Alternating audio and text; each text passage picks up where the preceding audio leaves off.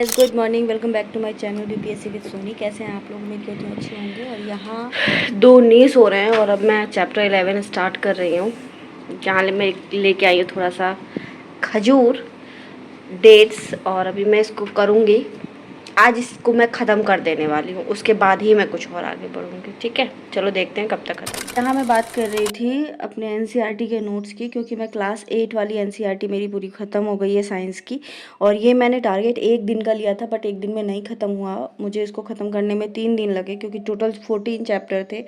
तो पर chapter wise मैंने नोट्स बनाया है और अच्छे से डिटेल में बनाया है। आप किसी भी एग्ज़ाम के लिए प्रिपरेशन करते हो तो आपको उससे पढ़ने में बहुत आसानी होगी। मैंने पूरे हर पेज से नहीं बनाया, जो मुझे इंपॉर्टेंट लगा और जिससे मैंने क्वेश्चंस छांटे थे कि एग्ज़ाम में किस किस पैटर्न के क्वेश्चन आते हैं। जैसे पहले भी आए हैं, बीपीसी में आए हैं, टीआरई वाले में आए हैं, एईडीओ वाले में आए हैं। तो जो चैप्टर से साइंस के क्वेश्चन जीके जीएस में पूछे जाते हैं, मैंने उन्हीं चैप्टर से क्वेश्चंस बनाए हैं। फिर भी 1-2 चैप्टर छोड़ के सारे ही चैप्टर से आए हैं और सारा इंपॉर्टेंट ही था, तो वो मैंने एक शॉर्ट नोट्स के तरीके से अपने कॉपी में लिखती गई हूँ। अब रिवाइज़ करने में बहुत आसानी होगी।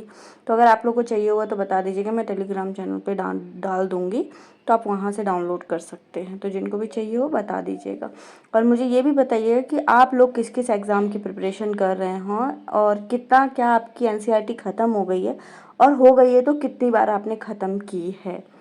ठीक है, तो बाकी मैं यहाँ पे वही पढ़ रही होती हूँ, उसको ख़त्म करती हूँ। और जानते हैं किसी भी चीज़ को करने के लिए ना बहुत कंसिस्टेंसी की ज़रूरत होती है।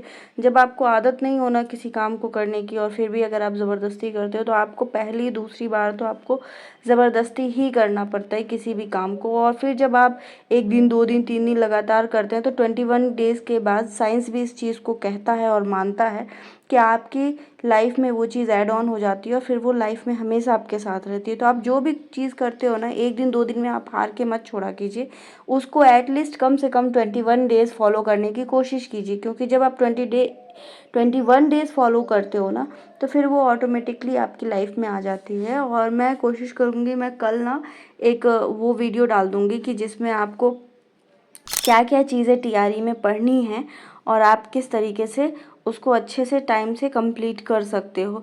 सिलेबस का तो अभी देख ही रहे हैं कि क्या कंडीशन हो रही है। आई होप, उम्मीद कर सकते हैं कि सिलेबस जो था वही रहे, वो चेंज ना हो तो ज़्यादा अच्छा रहेगा।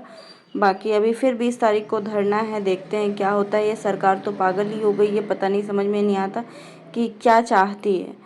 और मतलब बच्चों की कंडीशन इतनी ख़राब कर रखी है ना कि मत ही पूछिए। और यहाँ मैं थक गई थी तो फिर मैंने अपनी जगह चेंज कर दी थी। मुझे एक जगह बैठ के मैं पढ़ नहीं पाती हूँ। अगर आपको भी लगता है ना, एक्चुअली एक जगह बैठ के पढ़ने में फिर पेन भी होने लगता है, और ज़्यादा देर बैठो एक जगह तो फिर बनता नहीं है। इसीलिए मैं थोड़ा सा जगह चेंज कर लेती हूँ।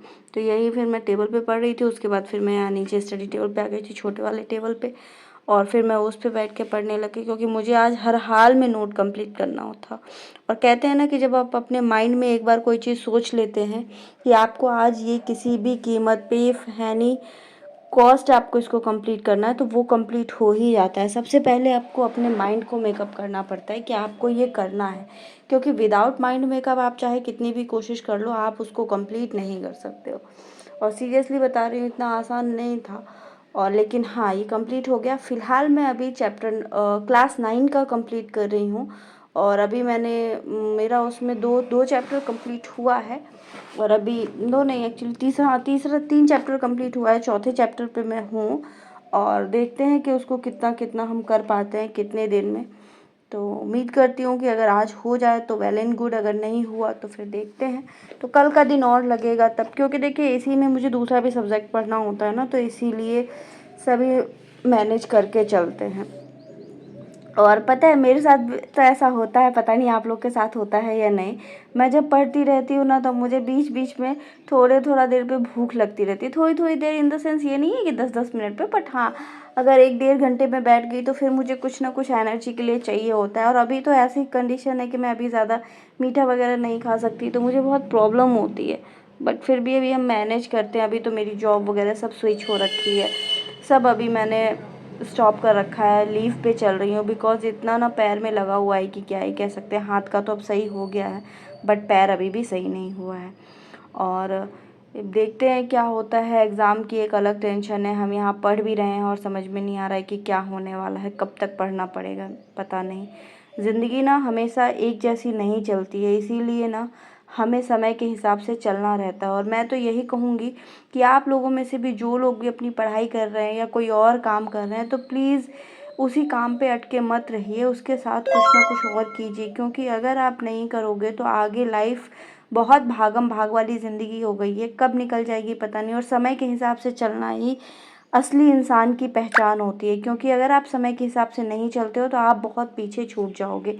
इसीलिए आपको हमेशा अपने अंदर नई नई स्किल्स डेवलप करनी चाहिए, नई नई चीज़ें सीखनी चाहिए।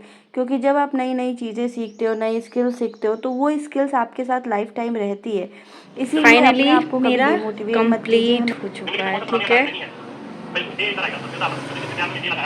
Chapter 14 done. टाइम हो गया 4:21।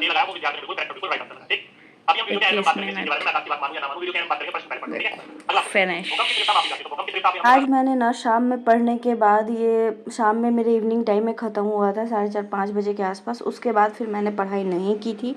फिर मैंने एक अच्छी सी चाय पी, और चाय पीने के बाद सुकून से, एक्चुअली मुझे भी चाय तो पीनी नहीं, बट थोड़ा सा पिया था। फिर ये रात में मैंने अपने लिए अच्छा सा दाल चावल भुजिया और एक पापड़, और फिर मैं खा के सो गई थी। ओके, तो मिलते हैं एक नेक्स्ट वीडियो में। तब तक के लिए चैनल पे नए हैं तो सब्सक्राइब कर दीजिएगा और मुझे मोटिवेट करते रहिएगा। Bye bye.